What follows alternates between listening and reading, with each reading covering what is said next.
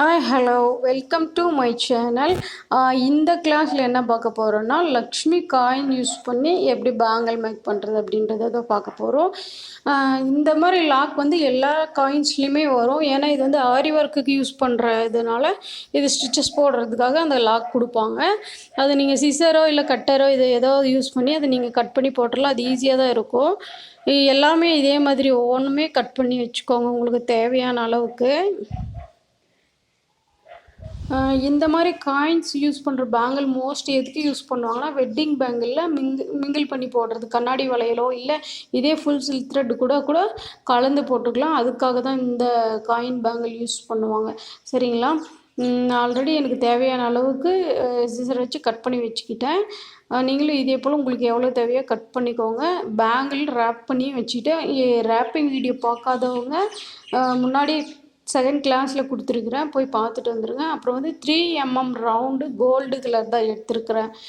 இது வந்து இடையில வந்து கேப் ஃபில் பண்ணுறதுக்காக அது வந்து ஒட்டும் போது உங்களுக்கு காட்டுறேன். க்ளூ வந்து பேங்கிள் மேலே உங்களுக்கு எவ்வளோ தேவையோ அந்த காயின் அளவுக்கு ரவுண்டாக அப்ளை பண்ணிக்கோங்க. இந்த காயின்ஸ் எப்படி ஒட்டுறீங்கன்னா, இப்போ அது லக்ஷ்மி வந்துட்டு அதில் தெரியும். அது வந்து நீங்கள் எந்த பொசிஷனில் ஒட்டுறீங்களோ அதே சேம் பொசிஷனில் தான் நீங்கள் வந்து ஃபைனல் ஸ்டார்டிங்லேருந்து ஃபைனல்லே ஒட்டணும். நீங்கள் வந்து பொசிஷன் வந்து பார்த்துக்கோங்க. உங்களுக்கு ரவுண்ட் ஷேப்பில் வர மாதிரி வேணுமா இல்லை நேராக இருக்கிற மாதிரி வேணுமான்னுட்டு. இப்போ நான் ஒட்டியிருக்கேன் பார்த்தீங்களா, இது வந்து சுற்றி அப்படியே லைனாக வர மாதிரி இருக்கும். உங்களுக்கு எப்படி தேவையோ அந்த மாதிரி உங்களுக்கு தேவையான மாதிரி கஸ்டமைஸ் பண்ணி ஒட்டிக்கலாம். இதே போல் நீங்கள் வந்து பேங்கிள் மேலேயும் க்ளூ அப்ளை பண்ணி வச்சுக்கலாம். அப்படி இல்லைன்னா இன்னொரு மாதிரி அட்டாச் பண்ணியிருப்பேன் பாருங்கள், லக்ஷ்மி காயின் மேலே க்ளூ போட்டு அப்படியே கொண்டு போய் பேங்கிள் மேலே ஸ்டிப் பண்ணிக்கலாம். அப்படி பண்ணாலும் க்ளூ அதிகமாக வேஸ்ட் ஆகாது. நீங்கள் இப்படியும் பண்ணிக்கலாம். க்ளூ வந்து அதிகமாக வேஸ்ட் ஆகுதுன்றவங்க நீங்கள் அந்த மாதிரி பண்ணிக்கலாம். ஓகேங்களா? இவ்வளோதான். இது வந்து ஃபுல்லாக பேங்கிள் ஃபுல்லாக இதே சேம் ஒட்டிட்டா சரி. இது வந்து அதான் வெட்டிங் செட்டுக்கு இது வந்து கிராண்ட் லுக் தரும். இந்த வீடியோட எண்டில் வந்து அட்டாச் பண்ணியிருப்பேன், பேங்கிளோட மிங்கிள் பண்ணி போட்டால் எப்படி இருக்கும் அப்படின்னு சொல்லிட்டு.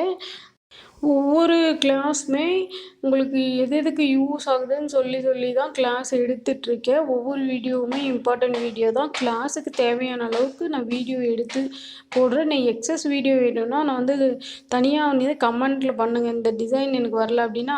அப்படி இல்லை அப்படின்னா ஸ்க்ரீனில் இருக்கிற வாட்ஸ்அப் நம்பருக்கு வாட்ஸ்அப் பண்ணி நீங்கள் டவுட் கேட்டுக்கலாம். எனக்கு இந்த டிசைன் வரல அப்படின்னு சொல்லிட்டு. இந்த சில்க் த்ரெட் பேங்கிள் சம்மந்தமாக எந்த டவுட்னாலும் கேட்கலாம், நான் வந்து கிளியர் பண்ணிடுவேன். சரிங்களா? நீங்கள் கமெண்டில் கேட்டாலும் சரி, வாட்ஸ்அப் பண்ணி கேட்டாலும் சரி, ஓகேவா? இது கிளாஸ் வந்து தேவையான அளவுக்கு bangle, earrings, hair band, hair clip எல்லா வீடியோஸுமே நான் உங்களுக்கு போட்டுருவேன். கிளாஸ் ஜாயின் பண்ணணும் அப்படின்னு நினைக்கிறவங்க ஸ்க்ரீனில் இருக்கிற வாட்ஸ்அப் நம்பருக்கு காண்டாக்ட் பண்ணி கிளாஸ் டீட்டெயில் தெரிஞ்சுக்கோங்க. அவ்வளோதான். இதே போல் தான் ஃபுல் பேங்கிள் ஒட்டிட்டு சைடில் இந்த எட்ஜ் பாயிண்டில் லைட்டாக கேப் தெரியும். அதில் வந்துட்டு அந்த 3mm round gold R white எது வேணுனாலும் நீங்கள் அட்டாச் பண்ணிக்கலாம். சரிங்களா?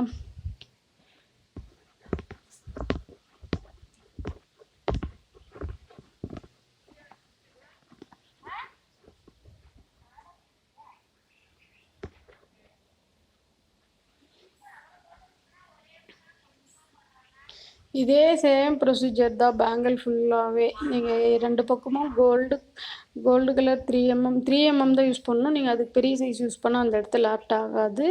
இதுதான் கரெக்டாக இருக்கும். ஃபுல்லாகவே காயின்ஸ் ஒட்டிட்டு இந்த மாதிரி நீங்கள் சைடில் வந்து அட்டாச் பண்ணிட்டு வந்துடலாம். அவ்வளோதான். சிம்பிள் டிசைன் தான். எந்த பேங்கிள் டிசைனாக இருந்தாலும் முடிஞ்ச அளவுக்கு 1 டே கிட்ட ட்ரை பண்ணி எடுத்துக்கோங்க. முடிஞ்சால் வெயிலில் காய வச்சு எடுங்க. நீங்கள் நல்ல ஃபேன் காற்றுல காய வைக்கிறத விட நீங்கள் வெயிலில் காய வச்சு எடுத்திங்கன்னா உங்களுக்கு வந்துட்டு ஸ்டிப்பாக நிற்கும், லாங் லாஸ்டிக்காக இருக்கும். வெயிலில் வைக்கிற பேங்கிளுக்கே அவ்வளோ இது இருக்குது. சரிங்களா? நானுமே கஸ்டமைஸ் பண்ணி தர்ற பேங்கிள் ஃபுல்லாகவே அந்த மாதிரி தான் வெயிலில் காய வச்சு தான் எடுப்பேன்.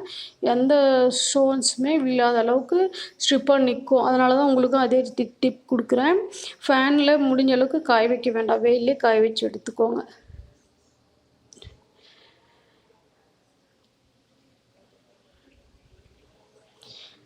இதில் வந்து எக்ஸஸாக க்ளூ அப்ளை ஆனாலும் ஒன்றும் ப்ராப்ளம் கிடையாது. இது வந்து நார்மல் க்ளூ வந்து எக்ஸஸாக இருந்தாலும் காஞ்சா ஒரு ஷைனிங்காக தான் தெரியும். B7000 க்ளூவாக இருந்தால் தான் நீங்கள் கேர்ஃபுல்லாக ஹேண்டில் பண்ணணும். அது வந்து நான் யூஸ் பண்ணும்போது உங்களுக்கு எப்படி யூஸ் பண்ணுறதுன்னு சொல்லி கொடுத்துருவேன். இப்போ வரலையும் அந்த க்ளூ யூஸ் பண்ணி எந்த வீடியோவும் போட்டதில்லை. நெக்ஸ்ட் வீடியோவில் வரும்போது நான் வந்து உங்களுக்கு எப்படி யூஸ் பண்ணுறதுன்னு சொல்லி கொடுத்துருவேன். அவ்வளோதான். இதே தான் இது ஃபினிஷ் ஆயிடுச்சு. இதே சேம் தான். நீங்கள் எந்த ப்ரொசீஜரும் மாறாமல் இதே அளவுக்கு செஞ்சிங்கன்னா உங்களுக்கு யூனிக்காக இருக்கும். அந்த டிசைன் வந்துட்டு நீங்கள் பேங்களோட மிங்கிள் பண்ணி போடுறதுக்காகட்டும், நீங்கள் சிங்கிள் ஃபேராக கூட போட்டுக்கலாம், நல்லாயிருக்கும். இவ்வளோதாங்க வளையல் சிம்பிள் டிசைன். தேங்க்ஸ் ஃபார் வாட்சிங்.